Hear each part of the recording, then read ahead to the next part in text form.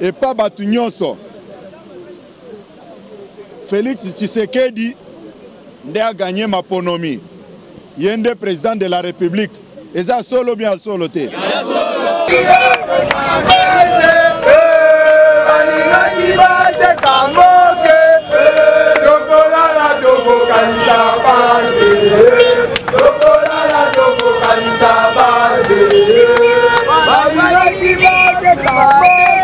En 1992, Étienne Tshisekedi était élu Premier ministre avec 78%.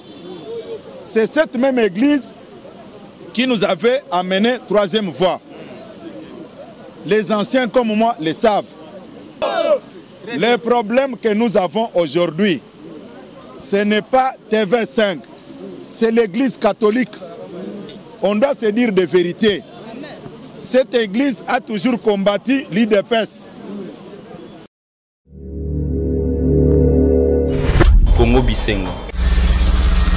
Congo Bisengo. Fanny Bongende. Vous suivez Congo Bisengo. Exactement. Plaisir, il y a trop. À Congo Bisengo, c'est la biso. On a d'informations, les patres, on a d'informations, la faute. Congo Bisengo. Congo Bisengo. Congo Bisengo. Fanny Bongende. Il y a parlé. Congo Bisengo, on est Makamba.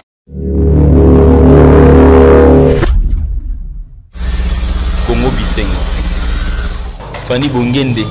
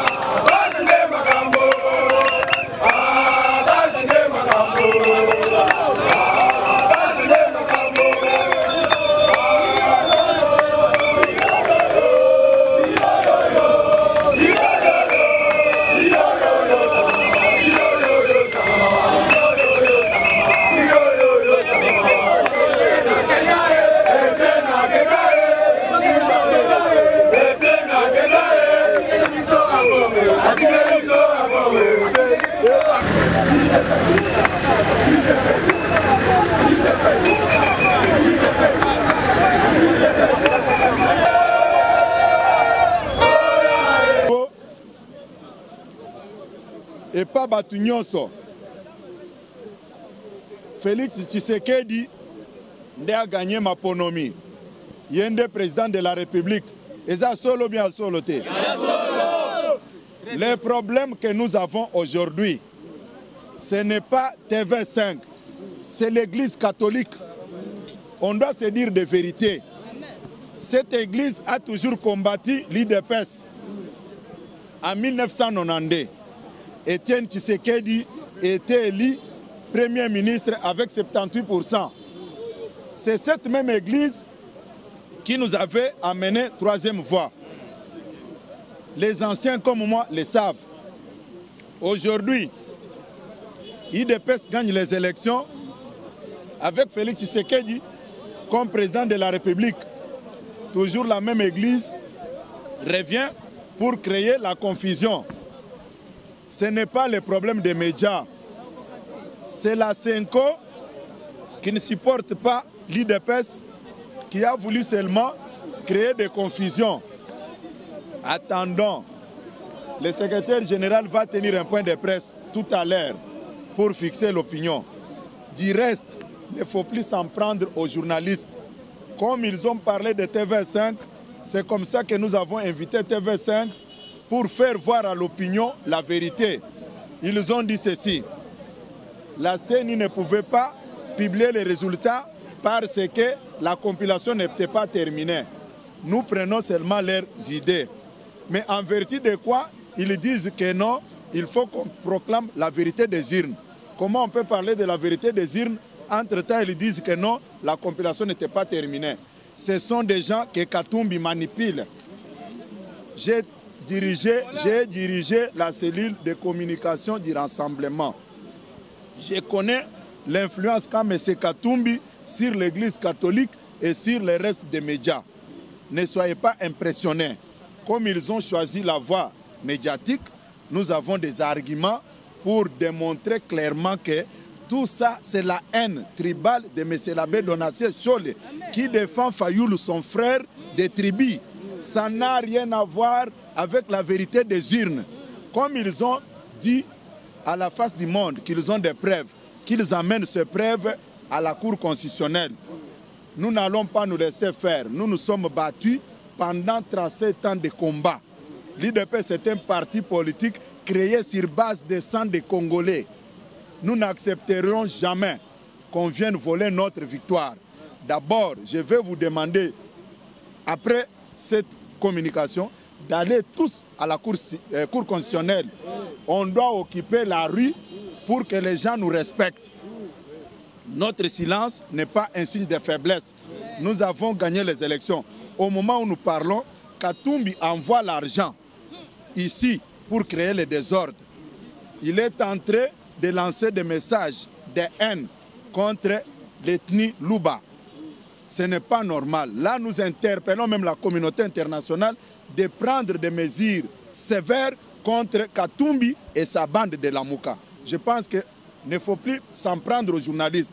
Les journalistes vont tendre le micro aux gens et les gens s'expriment. Ce que nous venons de dire, nous attendons que TV5 fasse passer ces messages. OK?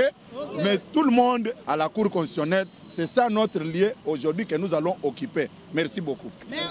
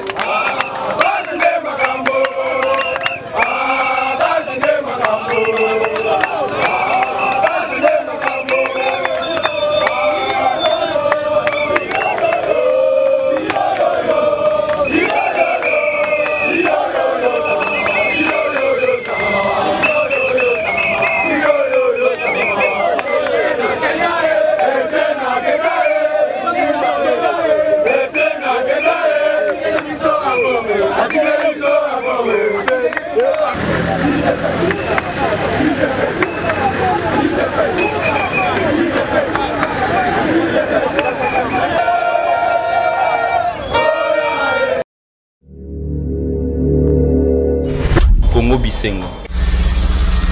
Congo Bisengo. Fanny Bongende. Vous suivez Congo Bisengo. Exactement. Plaisir y a trop na Congo Bisengo, celle la biso. Ambonios Bazoloba et Lengi. Au niveau d'information, les patrons, au niveau d'information, la faute. Congo Bisengo. Congo Bisengo. Congo Bisengo. Fanny Bongende. Ya Balé. Congo Bisengo nde makambo.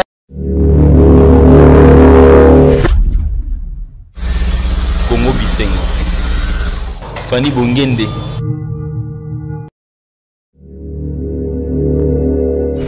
Congo Bisengo. Congo Bisengo. Fanny Bongende. Vous suivez Congo Bisengo. Exactement. Plaisir y a trop na Congo Bisengo, celle la biso. Ambonios Bazoloba et Lengi. Au niveau d'information, les patrons, au niveau d'information, la faute. Congo Bisengo. Congo Bisengo. Congo Bisengo. Fanny Bongende. Ya Balé. Congo Bisengo nde makambo.